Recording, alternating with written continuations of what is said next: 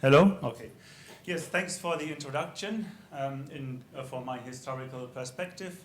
It is about Justinus Kerner's case study into the Prison-Spook, which took place in a small town in Germany, southern Germany, Weinsberg, and spooky actions at a distance in 1835 and 6, and spooky actions at a distance because this ghost I will be introducing to you used to follow other people to their homes and also visit them in their bedrooms. Okay, we now go some years beyond the glorious times of the Castle Hotel. First of all, I will say a few words about Justinus Kerner, the investigator of this case, then about the Prison-Spook itself, of course, and then highlight some of the methods and limitations of that investigation, and surprisingly, I conclude with conclusions. Well, this is a picture of Justinus Kerner in his late age. Some say he looks like a woman, no, maybe, but he wasn't. And his life is typically divided into three different aspects of occupation. First of all, by profession, he was a physician. He was the district physician of Weinsberg and the surrounding villages.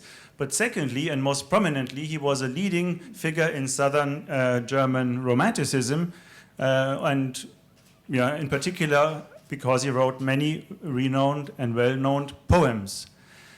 Thirdly, he also was often considered an occultist. I'd rather say he was a parapsychologist, maybe even the first parapsychologist. Judging on the many different aspects of parapsychological matters or psychical research matters, Etzel has already mentioned the series of Prevost. That was his most known treatise, a voluminous monograph on that series that influenced hypnosis research, but also it paved the way for the wave of spiritualism that was to sweep across Europe in the 1850s, because it was also translated in different European languages. And he also issued the first parapsychological journals, if you like. The Blätter aus Prevost and the Magikon were exclusively devoted to these matters. But now I turn to this treatise of his, and it was largely unknown and also practically forgotten, especially in the English literature. So I think that's reason enough to present something about that book. It was published in 1833, and in German it reads, Eine Erscheinung aus dem Nachtgebiete der Natur, what translates in good romantic wording, a phenomenon from the night domain of nature. And my talk will also be a short summary of a much more extensive book chapter of this beautiful book that Gerhard has just introduced to you. So in case you're interested in learning more about this case, go and get this book. It contains a variety of very interesting chapters on different single case studies. Okay, so why the Prison-Spook? I mentioned it already. It's practically forgotten or largely unknown. But it has very interesting facets. First of all, the haunting phenomena occurred in a well-secured prison, and chiefly inside a cell within that prison. So this is why Kerner wrote it took place in a prison inside a prison. And secondly, the phenomena were very regularly. They occurred for weeks and even for months, and sometimes multiple times per night, even at distinct times of the night. And I mentioned it already, the spook also followed persons who wanted to experience the spook in the prison to their homes, to the surrounding villages. And as a result, these phenomena were witnessed by more than 50 people and were suited for appropriate documentation. And this is precisely what Kerner did in his investigation and collation of the reports. In his book, he included witness testimonies of about 50 witnesses, and who often witnessed these phenomena also collectively. The phenomena were associated with one of the prisoners, Katharina Esslinger, and she said there was a ghost named Anton that would pest her and would be the reason for all these disturbances. This is the prison building. This picture is about 100 years old, and the prison was here in the first floor of that building. But of course, it took 100 years even before that picture was taken, took place. So, and on the next slide here is a floor plan that I tried to draft, judging on the written descriptions in the available texts. So this is a floor plan of the first floor, and these windows here, these correspond to the west face of the building, which you see here. So these windows correspond to the apartment of the prison guard and his family, Mr. Meyer. And on the other face, on the south face, there were at least 3 cells, and they stood all by themselves, were all surrounded by a corridor, so none of the walls would correspond with the prison walls itself. And they also had only very tiny windows. Each cell had 2 beds on which 1 or 2 people were sleeping each. Then there was 1 chair and 1 stove, and that was it. And here were the female prisoners, including Mrs. Esslinger, male prisoners, and a cell that was apparently empty at times. All right. I'm turning now to the phenomena. Of these 50 people whose accounts are given in Kerner's book, 84 reported unusual acoustic phenomena. Mostly these were spoken words. They heard footsteps, raps, up to very violent blows that seemed to shake the entire house and building, shots, gunshots, opening and slamming of doors, rattling and very violent clattering of window panels and bars, but also rustling sound as if paper was moving along the walls, and also a huge variety of roaring and swooshing and swishing sounds like in a storm, in the wind, a strong wind going, and so on. 29 persons reported unusual visual phenomena in the dark. They consisted mostly of a yellowish or white blotch moving around, lights, other types of glowing, and on rare occasions, even a fully fledged apparition. 25 persons reported unusual tactile sensations, such as the cold wind blowing and being touched on their skin, or when they lay in their beds, something would pick their blankets and pull it off, on occasion even throw it off from their bodies. And 14 persons also reported a sickening stench of decay and rot that would usually come and go along with the other phenomena. Interestingly, 2 other witnesses were cats, independently of each other, but both reacted very, very terrified as a response to these haunting phenomena, and one even refused to eat after being exposed to it and died a few days later. Okay, turning now to the controls applied by Kerner and by also other people who tried to investigate these disturbances. First of all, as it was a prison, that building, the doors were usually locked permanently, except when people were let in or let out. And this concerned the doors of the prison building itself, of course, but also the doors that would link different corridors or the different etages, but also, of course, the cell doors. So this alone automatically provided quite good controls to know who is entering or leaving which part of the building. And then the cells themselves were, of course, only equipped with very limited possibilities to hide anything, props or whatever, or confederates. But still, they frequently searched these cells and even repeatedly changed the straw in the mattress of the bed in which Miss Esslinger lay, because this seemed to provide the only hiding place for props anyway, but they wanted to make sure that there was nothing in there. Also, the mattress, all the mattresses, they had straw in their middle, so that when somebody would move on their beds, that would produce sounds, and one was always able to tell when somebody was moving in the bed or lying still. And very similarly, when people stayed the night in the cell with Mrs. Esslinger, they would often talk to her, and she would talk and pray for hours anyway, so they could also localize her acoustically via the spoken word. And sometimes female prisoners even lay on the same bed with her, and even holding her hands when they were too frightened. So many people were often in direct bodily contact with Miss Esslinger.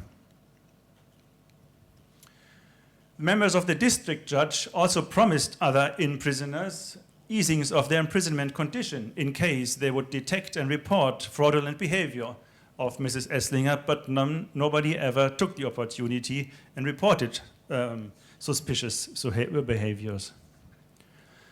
At times, people were distributed in the prison floor in pairs of 2 and 2, so 4 persons stayed with the male prisoners, the others stayed with Mrs. Esslinger, and they would watch the whole night and observe the corridor, which was usually lit with an oil lamp. And still, even when the phenomena were really taking place violently, they were not able to find any reason, any natural reason that was possibly being the cause of them.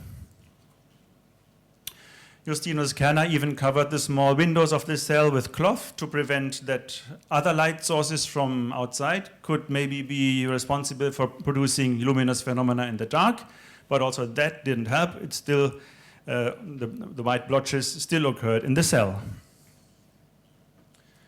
And some people even brought on light sources during the night, so when the phenomena were taking place, they would light a lamp or strike a match. But even then, nobody ever saw somebody or something that could be responsible.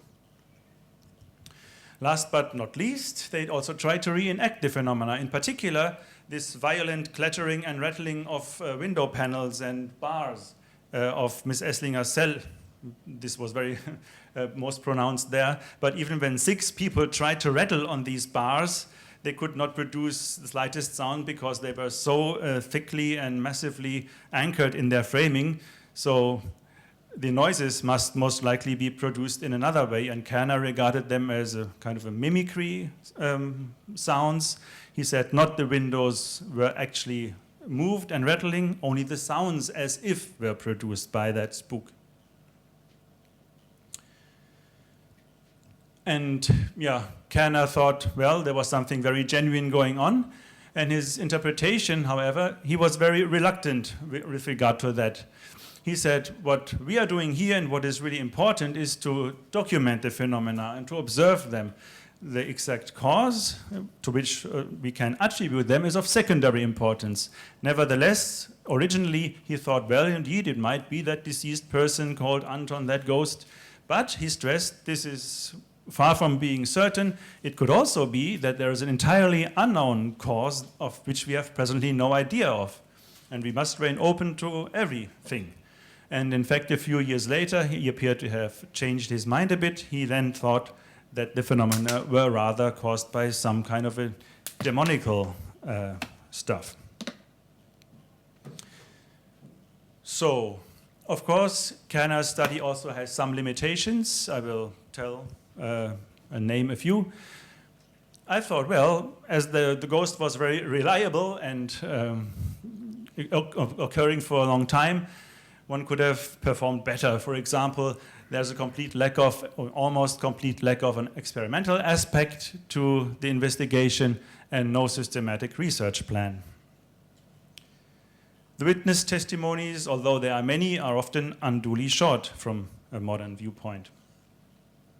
Specifically, also background information of the witnesses, on the witnesses, or the description of the building and the circumstances of the phenomena are often, unfortunately, scant. And the entire book in which he condensed his report appears to be rather unstructured. There is this huge preface, and then there is a huge text afterward. No chapters, no subsections, but for 200 pages it just runs along. And it appears rather hastily compiled and even contains errors with regard to some datings of some of the phenomena. But of course, there are reasons for these limitations. First of all, it is obvious that Kerner actually had no time to perform in-depth and proper study into haunting. He was too busy. As mentioned before, he was the district physician, which took an enormous amount of time simply to fulfill his job. And he also was a poet, and at that time he was working on several books that needed to go into renewed editions. And as a physician, he also hosted sick people at home. At that time, he hosted a seemingly possessed woman at home, and that must have been a really hard job. And also this woman exerted quite a demand on his time. And then Kerner already knew what people concerned with spook and haunting phenomena also in more recent days have confirmed over and over again, like Walter von Lucca do. If you want to document phenomena and you tighten the controls, the phenomena seem to vanish, or they become elusive and become increasingly difficult to document. So Kerner at that time said already, well, I want to establish the reality of the phenomena, and this is why stricter controls make in that sense not many sense. The larger the phenomena, the better my witnesses can see and describe them. So in that case, he was ahead of his time in some sense. And the hastiness, especially in the compilation of his book, can easily be explained because he really was in a haste. Because people of Weinsberg and the surrounding villages, they already began to know about that case, and Kerner was faced with many very hostile counter-reactions because they would say that everything was a fraud and a cheat anyway, and Kerner was a stupid fool who purposefully leads people back into the dark ages from before Enlightenment, and he brings back the belief into ghosts, and he was a dangerous man. And so Kerner wanted to publish his book as soon as possible to counter these hostile claims before he thought it was too late, that nobody would care for his book and his report anyway. And even the Ministry of Justice was involved in all that case, and they even seemed to hold the publication of his book back. And so it's a very interesting story, and you can read all that in the book chapter in this book. And I will now briefly comment on some contemporary cases which are also included in that book. There's the case of the Belmez faces, the case of the Chopper case, and also the Amneville case from 2014. Renaud will talk about that case later on during this conference. And basically what we find, even in these cases, is a very similar reaction of the media, of the public towards such anomalous phenomena. Single case studies in anomalistics are always difficult to document, but if they are documented, it seems to create kind of a cognitive dissonance in those who are concerned with it. These phenomena are regarded as a threat, and the typical reactions, they really stayed the same throughout the centuries. It's very interesting to observe that the media become involved. They spread all kinds of rumors, stories, and involve fake confessions, staged confessions, and a lot of strange explanations for the phenomena. We've seen that already in the drama of Tedworth. Then it was, in Kerner's case, 200 years ago, it was like this. And even today, it's still the same. Okay, so in my opinion, despite the limitations I mentioned, Kerner's investigation is still a pioneering milestone of studies into hauntings for that time, and for the first part of the 19th century, it definitely is one of the best documented haunting cases on the record. And also the spirit in which Kerner approached that subject is very laudable, in my opinion.